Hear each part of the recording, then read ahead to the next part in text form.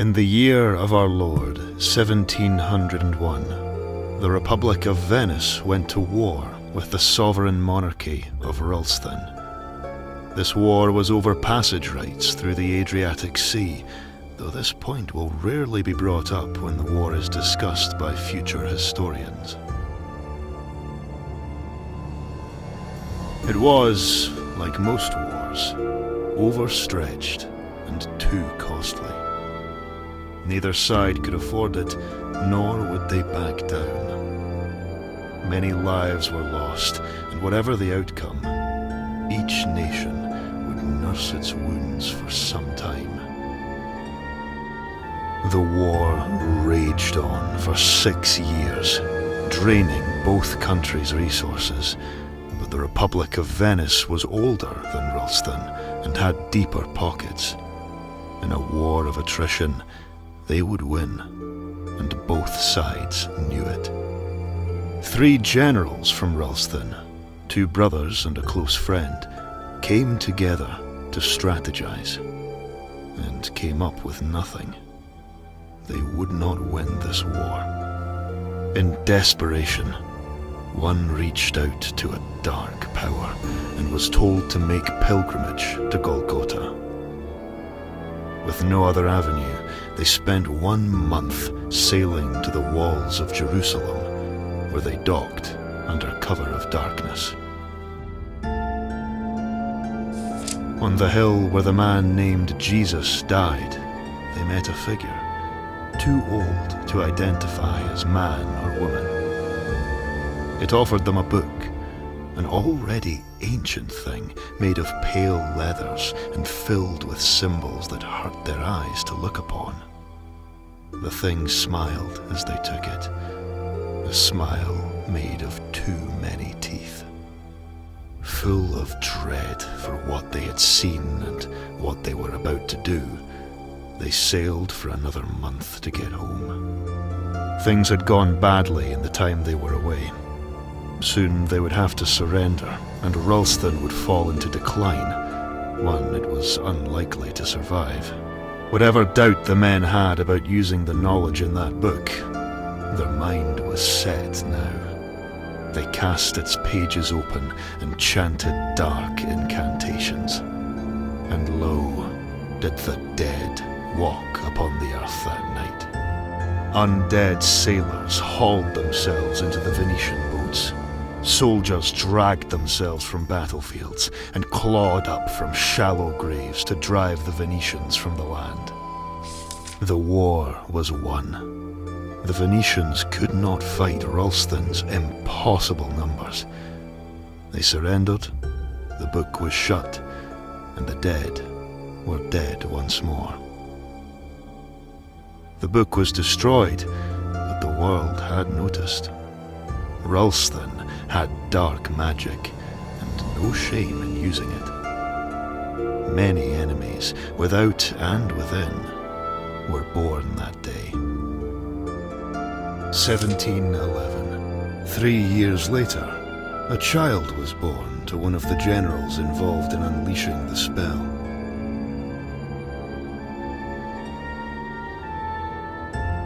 A beautiful baby girl.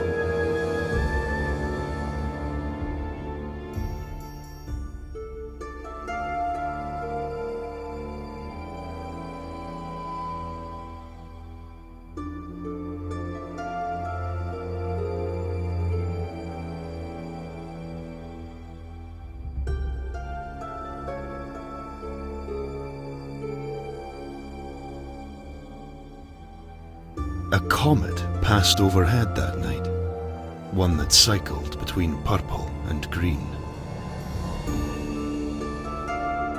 Few saw it, but those that did walked away from their lives to explore more of the world before them.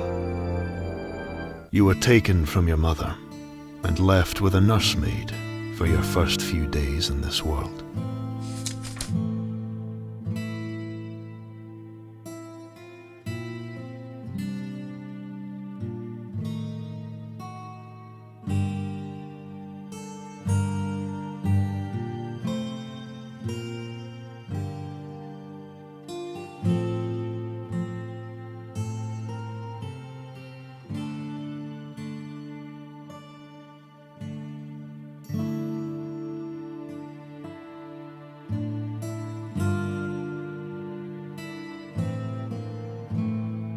a distant cousin who hated being tasked with minding you. She largely ignored you, and when it was done, she told everyone what a fine job she did and how you both had an unbreakable bond. You have not spoken since. You were born into wealth and status and had all you could wish for. But your parents never had another child, and your father was often preoccupied with his work. Your mother, distant, sickly and delirious, you heard another mother say. Hoffman, the family steward, raised you more than they. It was a lonely childhood. 1718. You are 8 years old. You play with friends from school, 2 poorer boys, Diedrich and Flip. Your father disapproves. You play in the graveyard outside the city. Nobody goes there without an armed guard. But children do not care for such things. Children are small and fast and can outrun ghoul, at least when the sun is up. One day, as you play, you hear a rustling coming from some trees. You all freeze. Then a stone whizzes out of the green and hits you on the head. You stare in disbelief, a slow trickle of blood running down your face, partially blocking sight from your left eye.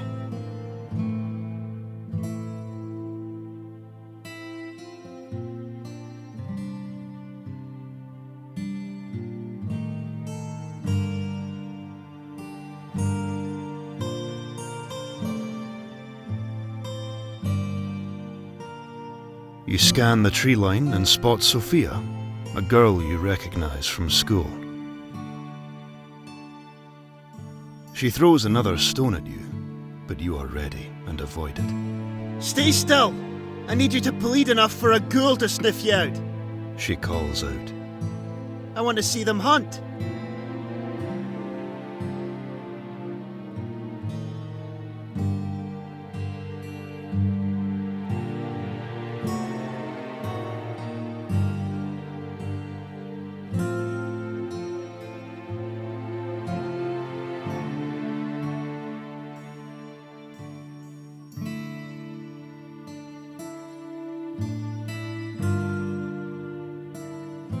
You'd want to be careful up there. My father says they hide in trees during the day to grab up any fools looking for a spot of shade. In a panic, she dropped her stones and looked in the branches around her. You're lying! As soon as she said it, there was a screeching from another tree near her, and the branches moved. One has caught your scent. You're done for now. You called. Rubbish. She froze. The smile on your face dropped. Why aren't you running? It's gonna get you! She didn't move. The rustling and screeching grew nearer. Run, Sophia! Run! You screamed, hurting your lungs. Once she saw your worry, the colour drained from her face. She dropped down from the tree and ran crying back to the dead man's gate. That's when Flip dropped from the second tree. She had been too busy throwing stones at you to see him sneaking towards her. You, he, and Diedrich had a good laugh and returned soon to play.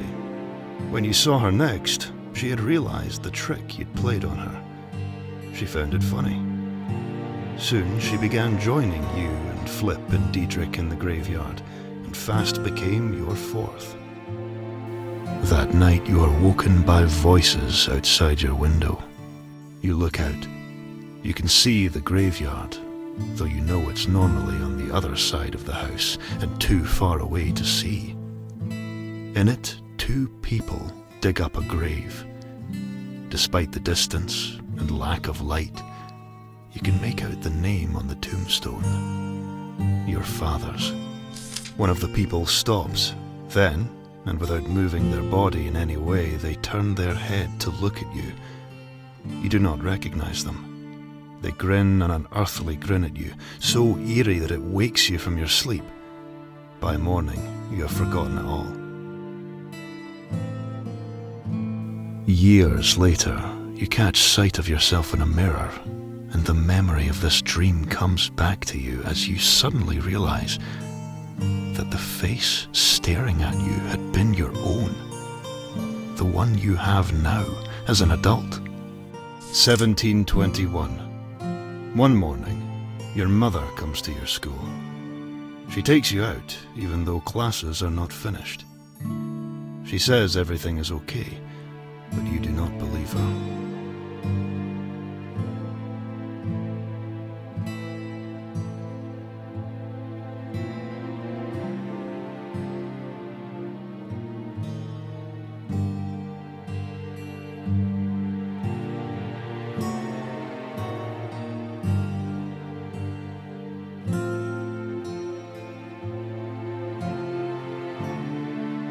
Her presence alone is the warning.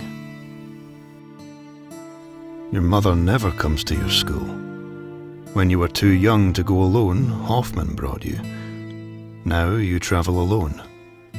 She has never come here. She brings you around the town. First you stop to buy sugared apples. Then she takes you shopping. New clothes, new books, new toys, a luggage trunk. She brings you to the castle, and with some whispered words and coins exchanged, the guard lets you into the grounds. You go to the pond and throw bread and watch fish pop their heads up to steal from the ducks. You walk the city walls, and the two of you take in the view.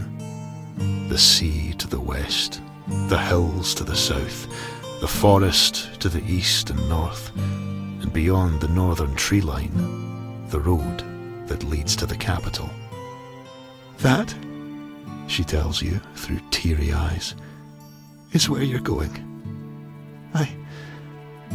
You won't understand until you're older. Maybe not even then. You need more than I can give you, more than I can be.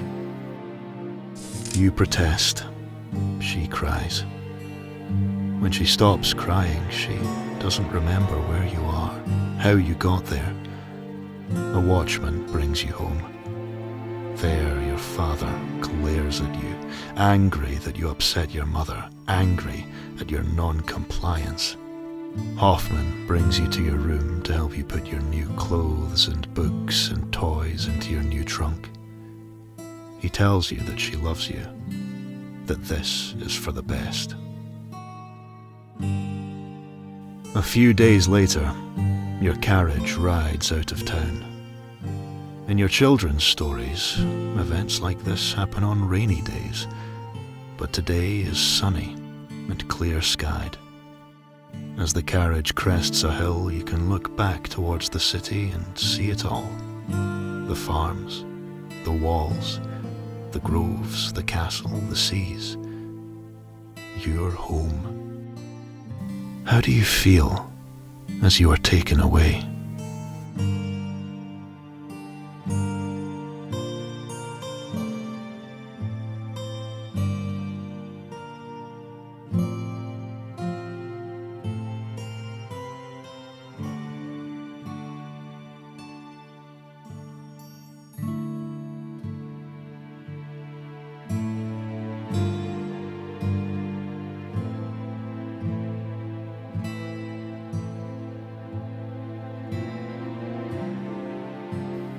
Angry, feeling unwanted and tossed aside. This is something I could not fight. 1722. A year has passed, more quickly than you might have expected. Winter's first snow falls lightly outside. You watch from your dorm and reflect on your time here.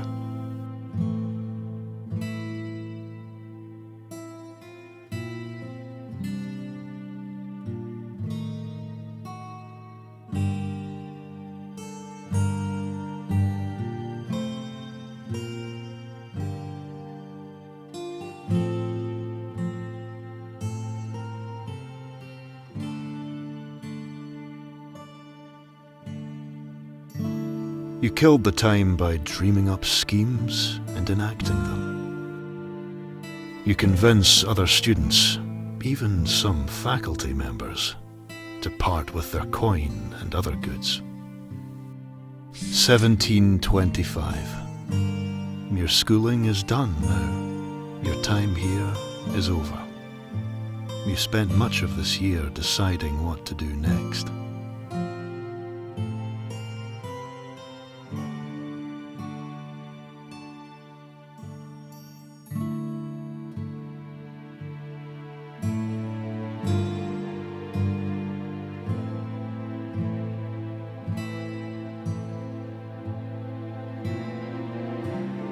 One of your professors said she saw something in you, a spark that would see you well in the world of courtly intrigue.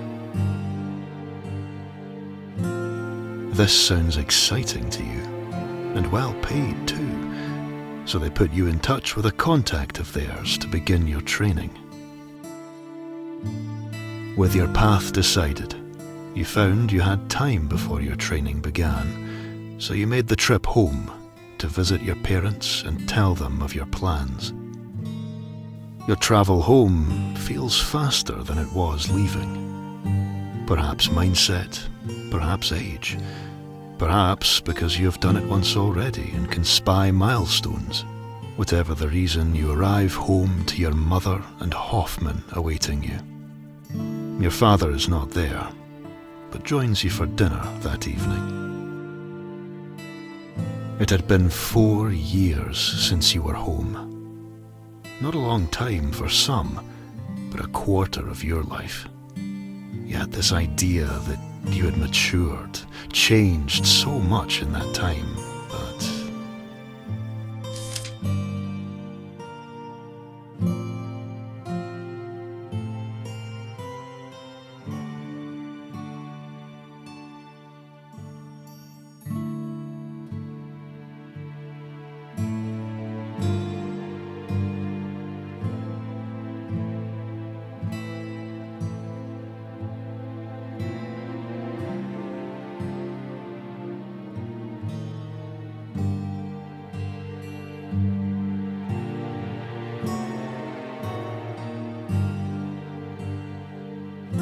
Your attempts to gain access to the library's restricted area are rejected. The master there refuses you. Those books are not for children.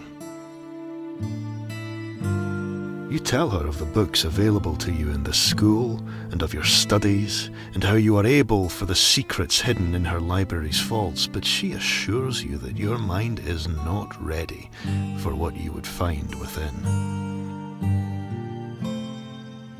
Despite this, it is good to be home again, to see your friends and family. You have a good summer. As you leave for your new training, you wonder how long until you come home next, and how you will have changed by then. 1727.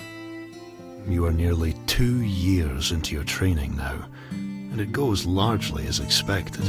You miss home, but the pangs grow less as time passes. Your mentor, an older lady named Valentina Zupan, takes you to the Scottish courts to watch the burning of a witch. The woman is accused of fornication with the devil, but Valentina says that the only crime this woman, and women burned like her, committed was striving for knowledge, studying the natural world and trying to understand it. Valentina wants you to see how other countries treat people who they cannot understand, how they treat knowledge they cannot fathom.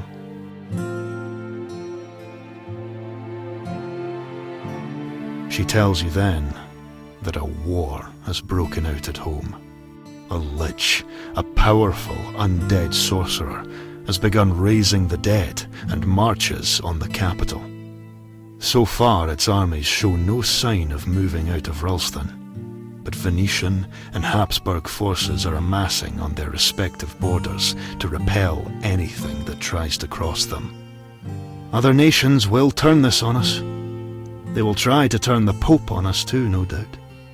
They'd see us burned like that witch. This is our job, to slow the tide that comes for us. We shall travel to other courts, seeking help. We will get none. In reality, we're there to find the lips that whisper against us and do what we must to shut them, by deals or blackmail, whatever it takes. You were on a carriage to London that night, on the start of a tour of Europe that would carry on for the next year. Eventually, word reaches you that the Lich has been defeated, that its forces collapsed as the final blow was struck. Your father was at that battle, as was your uncle. You learn your uncle was wounded, but is well. Neither man died, though the same cannot be said for thousands of others in the country. The soldier's work is done now. Our work only gets harder. Venice will want to march in retaliation for 1708. Habsburg will want the land. Several others will want us stomped out for being too liberal. We must keep these wolves at bay while our country rebuilds. 1729. Your training complete, you land your first post.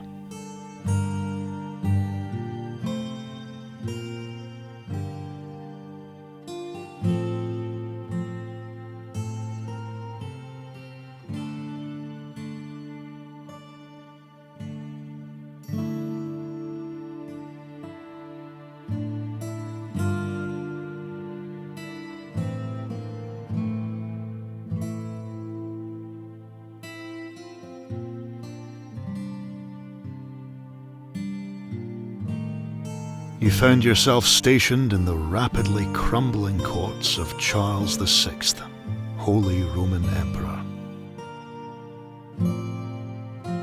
Being at the center of a declining empire is an interesting position.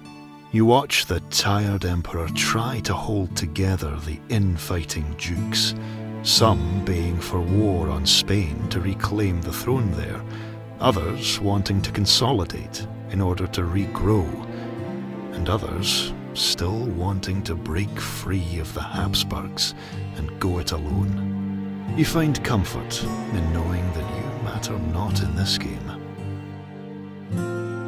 Then one night, there is a knock at your door. You open it and guards enter the room, sweeping it for others.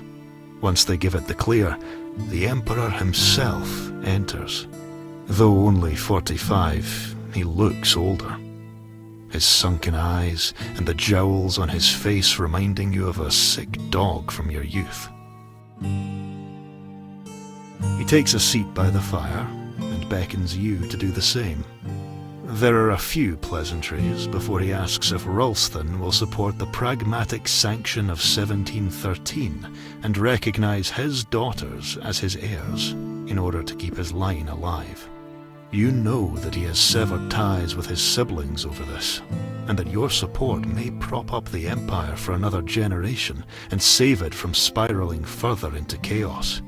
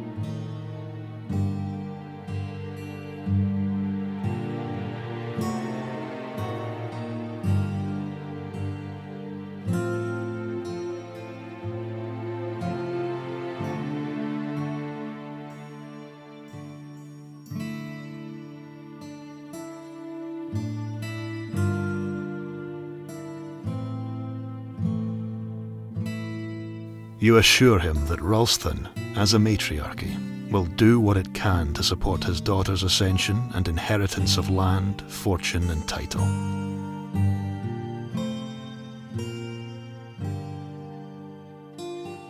For the first time since arriving here, the Emperor smiled. He stood and shook your hand and told you how grateful he was and how he'd always seen Ralsthesians as cousins.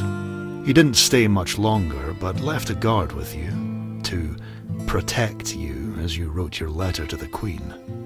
As you put pen to paper, you wondered what you had signed your countrymen and women up to.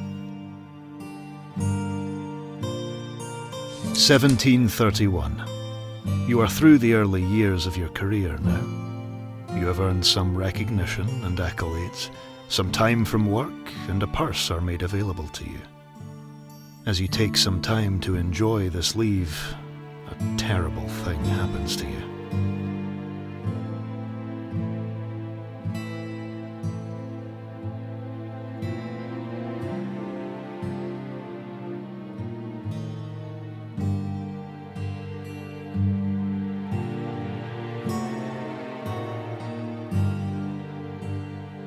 A hunting trip results in a terrible stomach wound. You had ridden out to a nearby forest with 2 friends. When the trail got too dense to bring the mounts any further, you tied them up and carried on foot. You walked for another half hour in silence to find a suitable glade, and then you all spread out. Each of you found some covering, and you settled in for a long wait. It was hard to measure time with the canopy blocking the sun, but you estimated you had been there for another 2 hours at least before you heard movement. A doe, a slight creature, had stopped to graze in the clearing.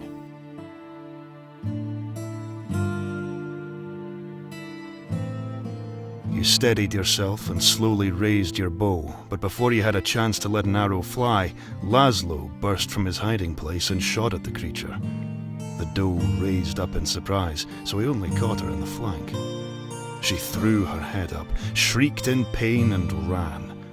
Laszlo took flight after her, trying to knock another arrow as he went. You and Elsa exchanged glances before taking off after him. His shot must have struck something, as he was largely keeping pace with the creature. He fired a second shot that went wild, and a third that grazed her even more so than before. His fourth shot hit just as she went into some foliage, and so she crashed through it. Silence then. She was no longer running. Perhaps, you thought, he had taken her down. He advanced to check on his prey. There was sound from the brush. Could she only be wounded, not dead? As he neared, the undergrowth bursts open and a large thing stepped through. It was the shape of a stag, though it was twice the size, and shifted mercurially as if made of black ink flowing through water. A forest spirit. Lying behind it, the deer panted. She was alive. Whatever that spirit was, it was there to protect her. Laszlo fell backwards as its wild red eyes landed on him. It exhaled a deep, guttural grunt, and a dark mist poured from its nostrils. The creature reared up to crush him beneath it. You fired a shot to distract it.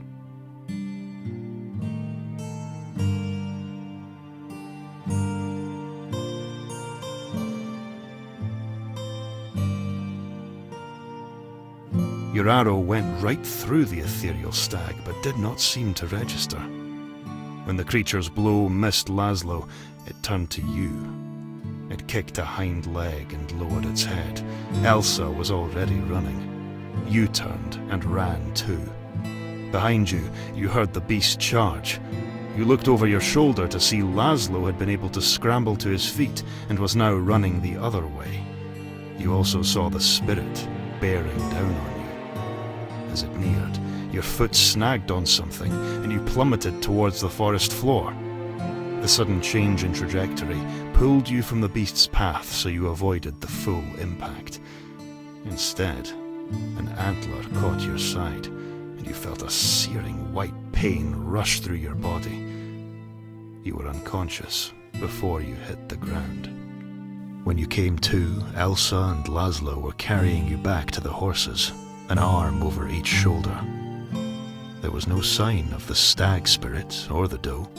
You felt cold and damp. Your head sagged and you saw your tunic stained brown and red with blood. A lot of blood. You passed out again. You were on horse then. Elsa had you draped across her saddle as she rode you to town. As quickly as you regained consciousness, you lost it again. Then you awoke in a house. A doctor had patched you up. You had lost a lot of blood, but no serious damage was done. You recovered, but your stomach will be pocked forever by this. A memory of both how unlucky and lucky you were. 1733. When you learned of your father's death, you were...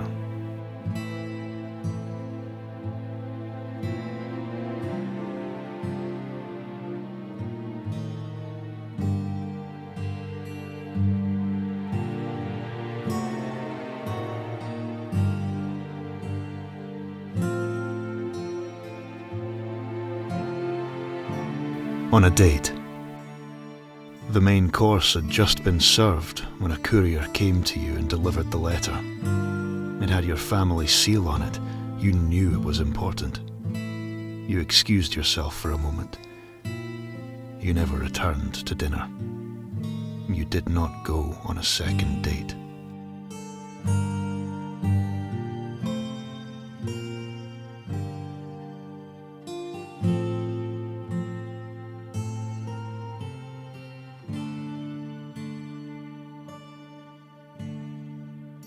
Something changed in you then, and not for the better.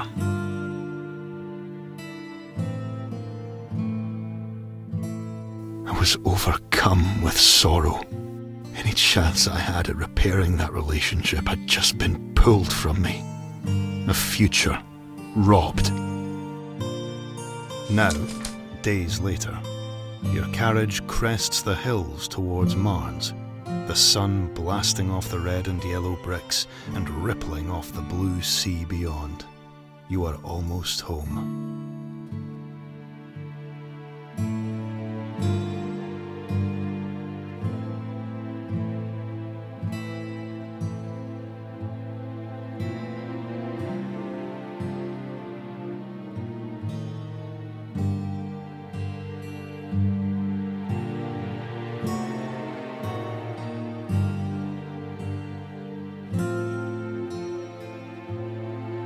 Home to reclaim my life here, now that the man who sent me away is dead.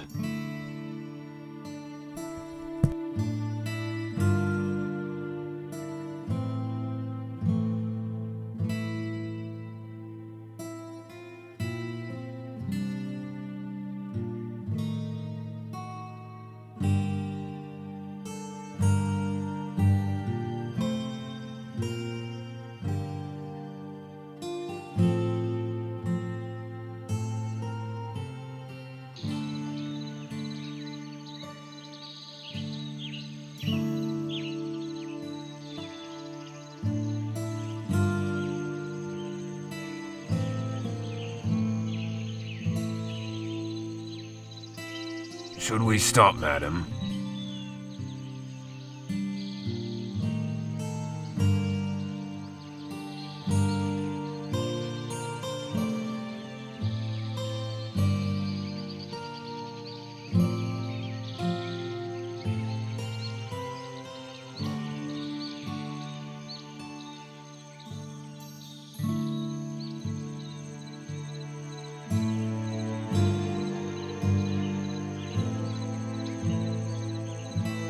This woman is a trickster.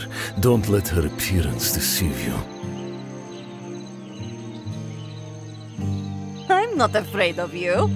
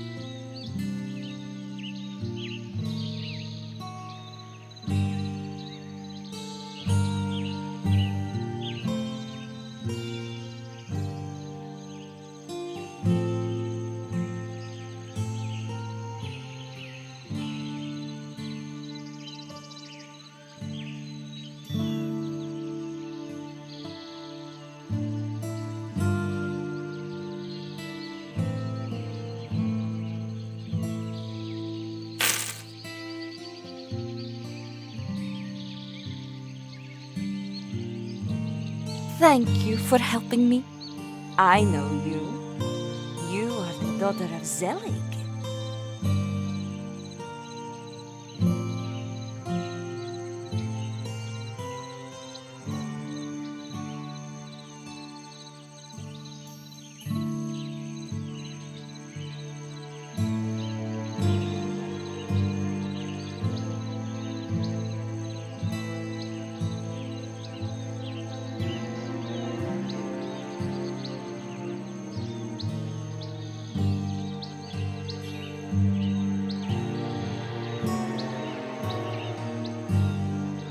The protection of the city is not there for all of us. And outside its walls, there are many men such as these. This much of a words are true. In recent times, I never travel beyond the city without a weapon.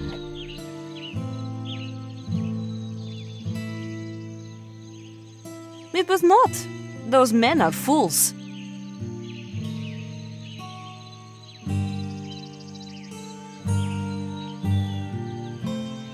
Just a girl from the village yonder. I was collecting herbs when they waylaid me.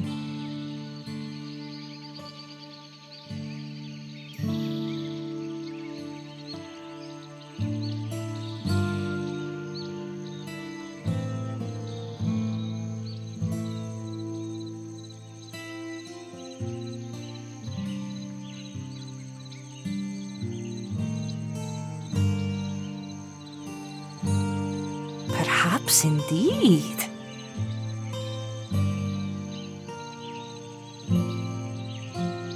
I am sorry. It is a sad day, and Lord Zelig was a good man.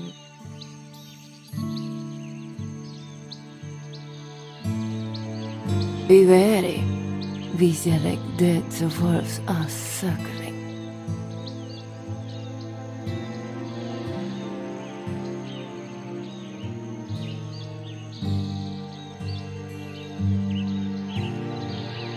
The House of Van Eelstrik may have an important part in the future of the kingdom.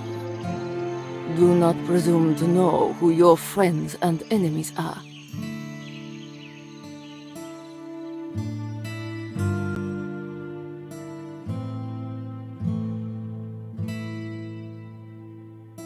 Whoa there.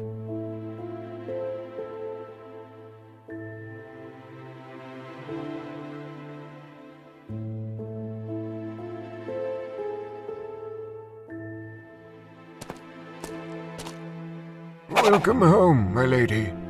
I trust your journey was a pleasant one.